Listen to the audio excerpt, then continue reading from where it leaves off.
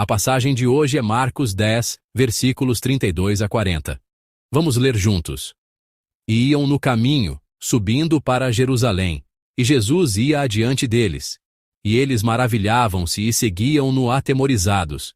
E tornando a tomar consigo os 12, começou a dizer-lhes as coisas que lhe deviam sobrevir, dizendo: Eis que nós subimos a Jerusalém, e o Filho do Homem será entregue aos príncipes dos sacerdotes e aos escribas, e o condenarão à morte, e o entregarão aos gentios, e o escarnecerão, e açoitarão, e cuspirão nele, e o matarão. Mas ao terceiro dia, ressuscitará. E aproximaram-se dele Tiago e João, filhos de Zebedeu, dizendo: Mestre, queremos que nos faças o que pedirmos. E ele lhes disse: Que quereis que vos faça? E eles lhe disseram: Concede-nos que, na tua glória, nos assentemos, um à tua direita e outro à tua esquerda. Mas Jesus lhes disse: Não sabeis o que pedis. Podeis vós beber o cálice que eu bebo e ser batizados com o batismo com que eu sou batizado? E eles lhe disseram: Podemos. Jesus, porém, disse-lhes: Em verdade, vós bebereis o cálice que eu beber, e sereis batizados com o batismo com que eu sou batizado.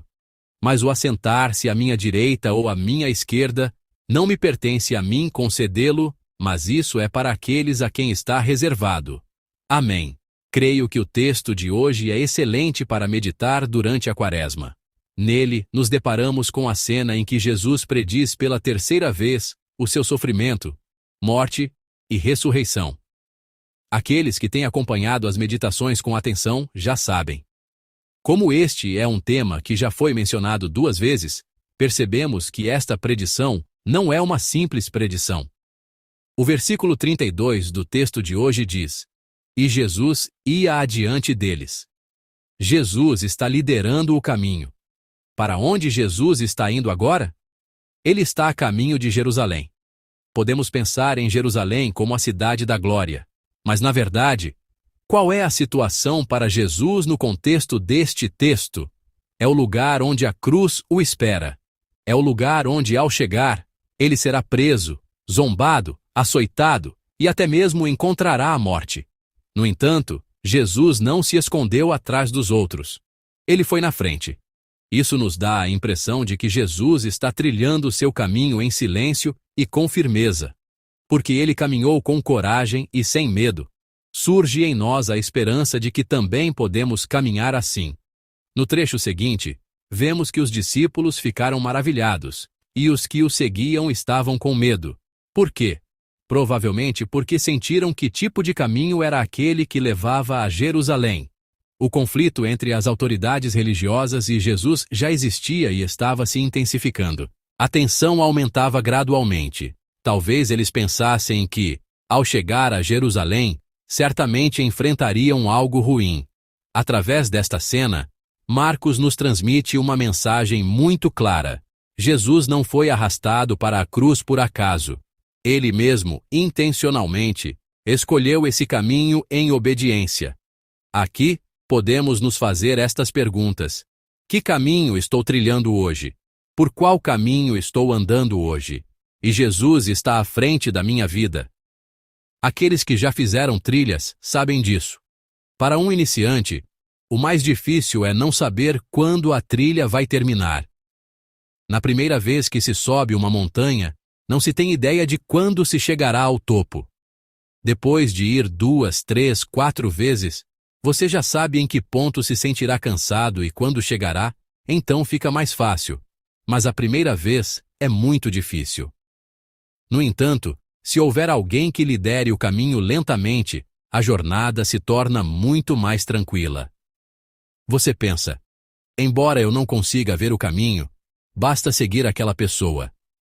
Se dizem que chegaremos por ali, então só preciso ir mais um pouco. Jesus é aquele que foi na frente. Ele não é alguém que dá ordens de trás, mas alguém que caminha à frente. Ele não nos disse: vão vocês primeiro, para o caminho da cruz.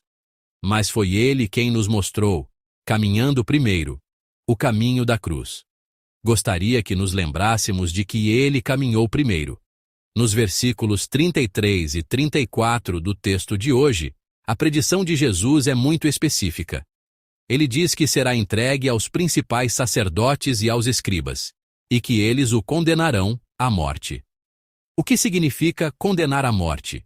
Significa que, independentemente de a pessoa ter cometido ou não um crime digno de morte, eles decidirão que ela é culpada de um crime que leva à morte. Ele diz que será entregue aos gentios, que zombarão dele, cuspirão nele, o açoitarão e até o matarão. Mas não termina aí. Ele diz: mas ao terceiro dia ressuscitará. Irmãos, esta história não é uma metáfora ou um símbolo. Está falando de um evento histórico real.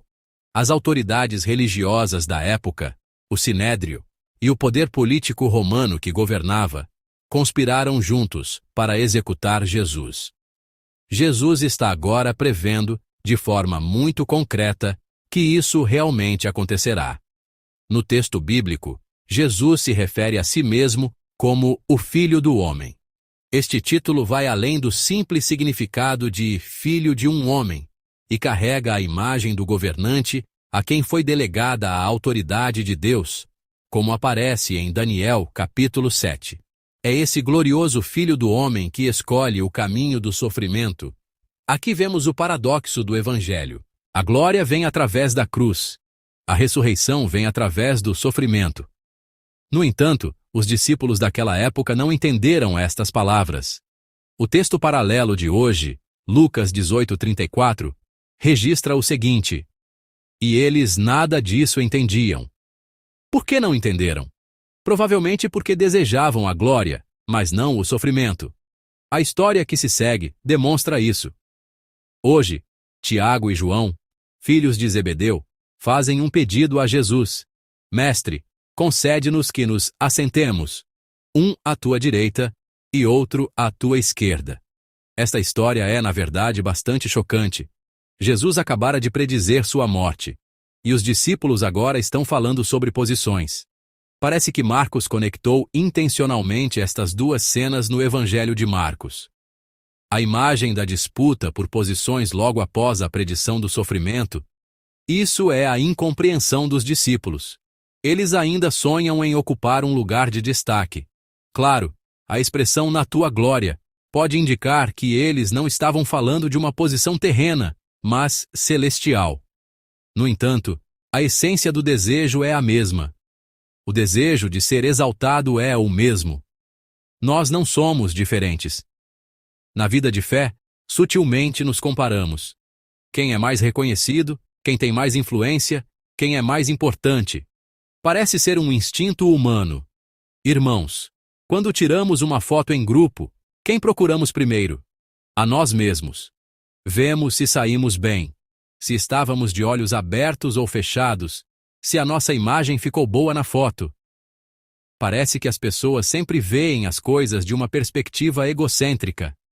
Verificamos se estamos em um lugar de destaque, no centro, se não fomos ofuscados. Os discípulos eram assim.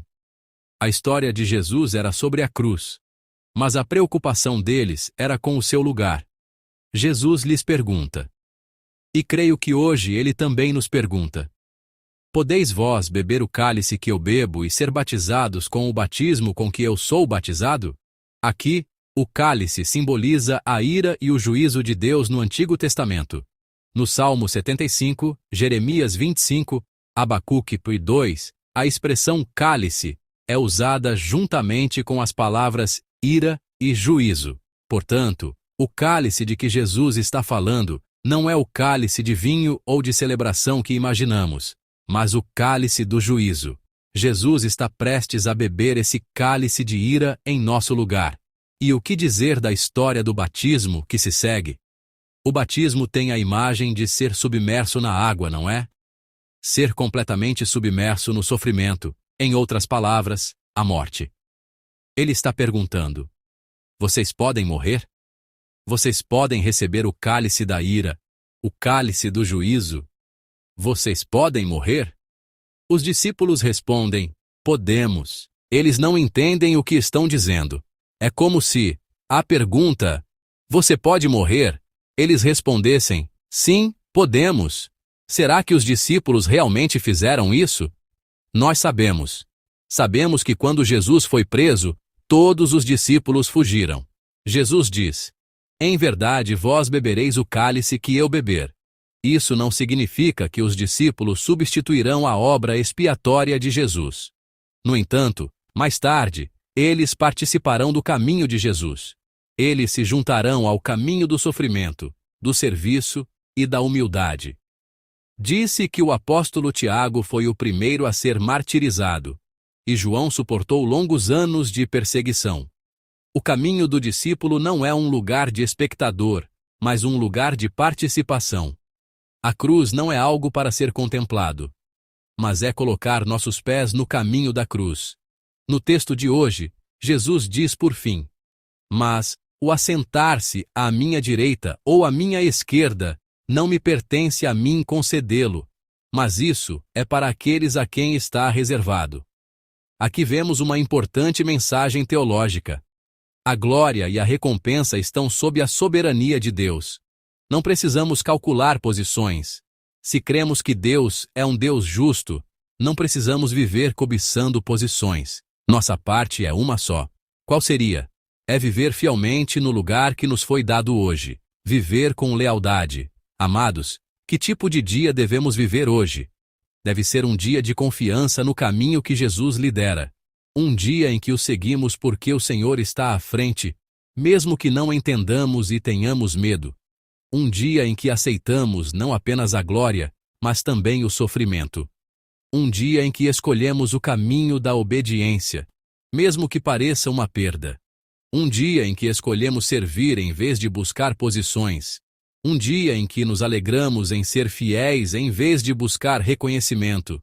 É sem cruz, sem coroa. Não há glória sem cruz. Mas não terminará na cruz. A frase, ao terceiro dia ressuscitará, também é o Evangelho. O sofrimento não é o fim. A ressurreição nos espera. É até lá que devemos prosseguir. Amados santos, que hoje não seja um dia de esforço para se exaltar, mas um dia de caminhar seguindo o Senhor. Eu os abençoo em nome do Senhor. Que seja um dia em que, olhando para Jesus que vai à frente, deixemos de lado o cálculo do nosso próprio lugar e o preenchamos com serviço e obediência. E creio que, quando esses dias se acumularem e se tornarem nossa vida, no final dessa vida, a glória que Deus preparou, a glória da ressurreição, nos estará esperando. Que hoje seja um dia de caminhar seguindo a cruz. Em nome do Senhor, eu oro.